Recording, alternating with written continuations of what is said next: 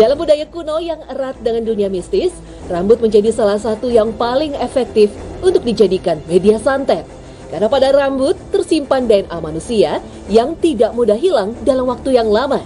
Tak aneh jika dalam dunia perdukunan, rambut kerap dijadikan syarat untuk mengirimkan sihir pada seseorang. Selain menjadi media sihir, mitos tentang rambut memang tersebar di berbagai belahan dunia. Di negara Gajah Putih, Thailand, memotong rambut di hari Rabu dipercaya bisa mendatangkan kesialan. Oh, pernah tuh katanya kalau misalnya orang potong rambut itu buat buang sial gitu kan. Ya percaya nggak percaya sih, cuman ada mitosnya kayak gitu. Kalau mitos tentang rambut tuh biasanya misalkan potong rambut buat buang sial gitu, atau stres berat mendingan potong rambut kayak gitu. Tapi sih kalau saya nggak percaya kayak gitu. Jadi potong rambut ya buat kebutuhan ini aja, karena rambut udah panjang udah nggak nyaman.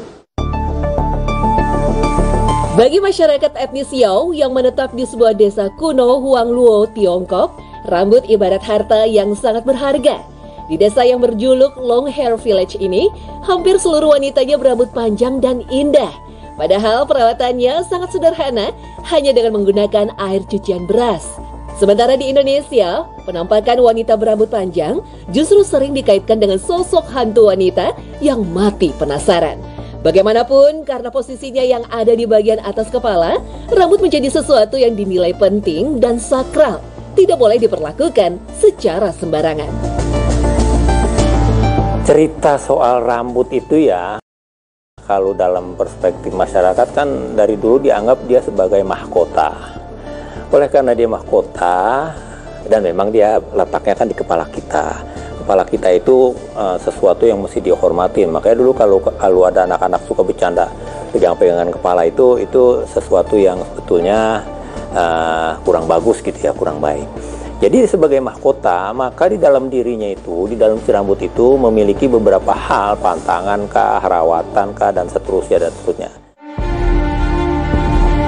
Fenomena aneh tentang rambut terjadi di dataran tinggi Dieng, Jawa Tengah, di mana tradisi ruatan rambut gimbal anak bajang rutin dilakukan setiap tahun dan bahkan menjadi puncak dari acara Dieng Culture Festival untuk menarik wisatawan datang ke Dieng. Rambut gimbal anak bajang memang unik dan berbeda.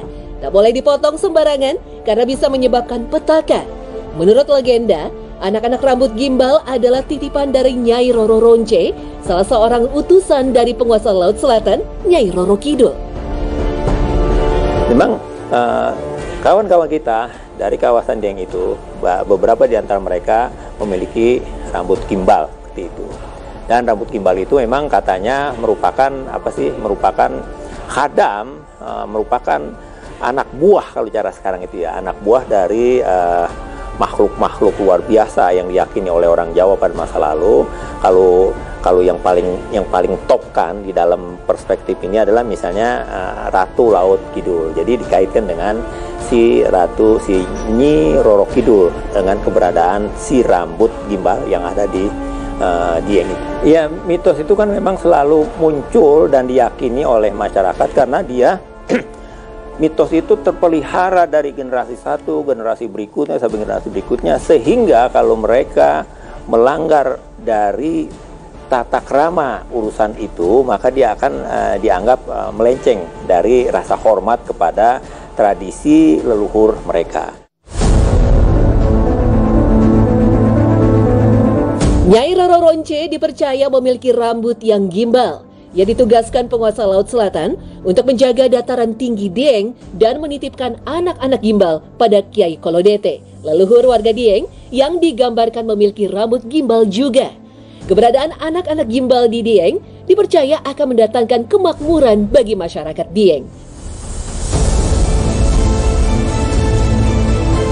Meski kisah legenda tentang anak gimbal sudah berlangsung lama, namun sampai sekarang terus lahir anak-anak berambut gimbal yang dipercaya sebagai titisan dari Nyai Roro Ronce dan Kiai Kolodete.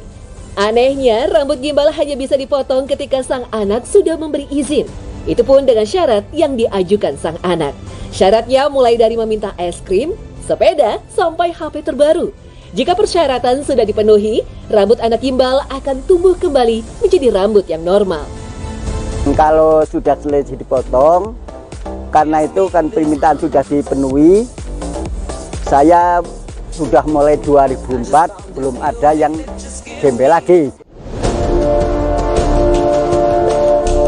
Cerita mengenai mitos dan pamali tentang rambut memang beragam dalam budaya Indonesia.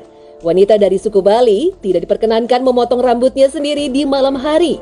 Jika dilanggar, maka aura kecantikannya akan meredup dan sulit mendapatkan jodoh.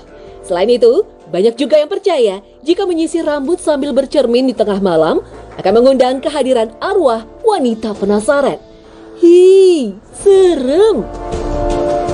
Dan kita jangan sembarangan memperlakukan dia, karena dia selain dia menjadi mahkota bagi seorang perempuan terutama, dia juga menjadi melindungi dan menambah keanggunan ketika rambut itu dimanfaatkan secara betul oleh perempuan yang bersangkutan. Bahkan laki-laki pun banyak potongan-potongan rambut untuk laki-laki itu juga memunculkan aura tersendiri bagi laki-laki sendiri. Maka memotong rambut pada malam hari itu menjadi pantangan. Kemudian pokoknya sesudah maghrib biasanya memang itu menjadi pantangan untuk bercukur kah, potong rambut kah, karena akan memunculkan aura negatif pada sekitar orang yang melakukan kegiatan itu. Jika berbicara tentang ilmu sihir khususnya santet, umumnya ada media yang biasa dipakai sebagai sarana, berupa benda-benda pribadi dari orang yang akan disantet, diantaranya gelas habis dipakai, air liur, tisu, sedotan, dan lain sebagainya. Namun sejak dulu, rambut adalah media yang paling efektif. Jadi ada baiknya berhati-hati dan mewaspadai orang yang sangat ingin memiliki rambut kita. Percaya tidak percaya, tapi begitulah kenyataannya. Rambut itu kan sebetulnya kuat ya, dia itu tajam. Jadi oleh karena itu unsur tajamnya itu dianggap seperti jarum yang senantiasa menusuk-nusuk sehingga orang kalau mendapatkan itu menjadi gelisah dan segala macamnya. Jadi itulah memang beberapa orang yang mengalami itu dan diobatin, mereka memang mendapatkan ketika dia diambil ya oleh dukun putih itu di sini dengan telur gitu, kemudian ada tuh muncul, dipecahin terus ditaruh di piring, ketika ada macam-macam tuh, ada rambut dikual-kual begitu, udah kual-kual gitu rambut, kemudian yang lain-lainnya ada beling, ada sungai. Jadi memang menyeramkan lah kalau pekerjaan-pekerjaan seperti santet begitu. Dan media rambut dimanfaatkan juga untuk itu karena memang lebih terkual-kual itu, dia punya nafas, dia punya hati, dia punya jantung, itu akan semakin menderita bagi orang yang dituju seperti itu. Pada masa yang semakin modern, mitos dan pantangan tentang rambut tentunya semakin memudar seiring zaman. Model dan gaya rambut bahkan menjadi bagian dari identitas diri sejak masa Mesir kuno 4000 tahun sebelum Masehi. Jadi penasaran, tahun 2023 ini model rambut bagaimana ya yang cocok buat jadi pilihan?